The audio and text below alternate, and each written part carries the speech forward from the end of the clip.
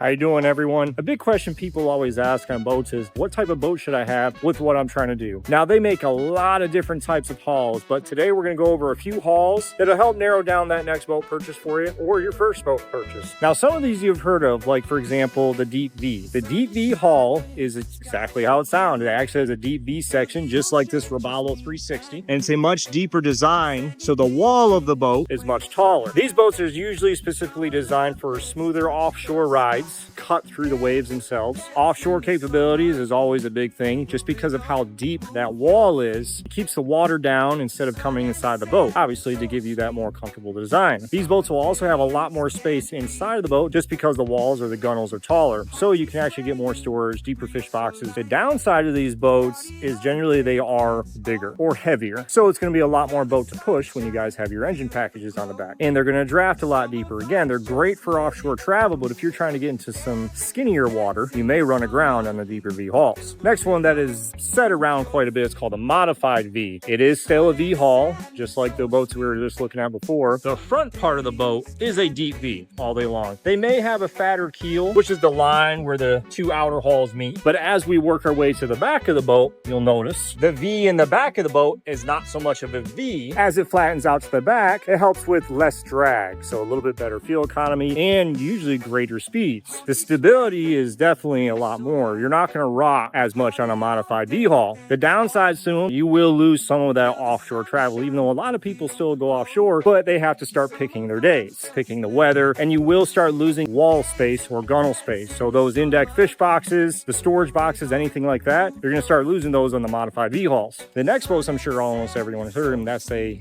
bay boat. Now, bay boats are totally different design. They're not as similar as between the V and the deep V. A bay boat and a hybrid boat are going to be for your shallow water, hence the word bay. Biggest reason for the bay boats or the hybrid boats is going to be a lot less weight, meaning you're going to draft less in the water, so then you can start getting that skinnier water and have a little bit more flat decking, better for fishing. Now, the cons to having a hybrid or a bay boat is you're pretty much taking your offshore travel in rough seas completely out of the equation, just because that V cut or the deep V is not as much into the water. Not to mention your gunnel height is a lot shorter, so it's actually only going to be tapping the lower part of your leg. In that situation, you can actually run into a safety issue. So when the waves are really rough, it's more likely you're going to fall over. Now, each manufacturer is going to say our hybrid boat can go offshore. Sometimes it can, I'm not going to blame it, but as we were talking about before with the modified V, you have to pick your days. And then our final hull we're going to talk about is going to be your flat bottom hulls. Now, down in South Florida, you don't see a lot of flat bottom hulls, even in the Keys when we have the more shallow water. The closest boat I can show you guys is actually this Mako 17-foot Pro Skip. Not exactly a flat bottom hull, but it is the closest thing to what we're talking about. Now, the great thing about these boats is your draft is almost nothing. There's even boats on the market that with these boats, even at 17, 18 feet long, you can get in about 6-7 inches worth of water, which is bananas to think about because that's literally just above your ankle. Extremely stable on the water because, again, they're acting like a platform, so the rocking back and forth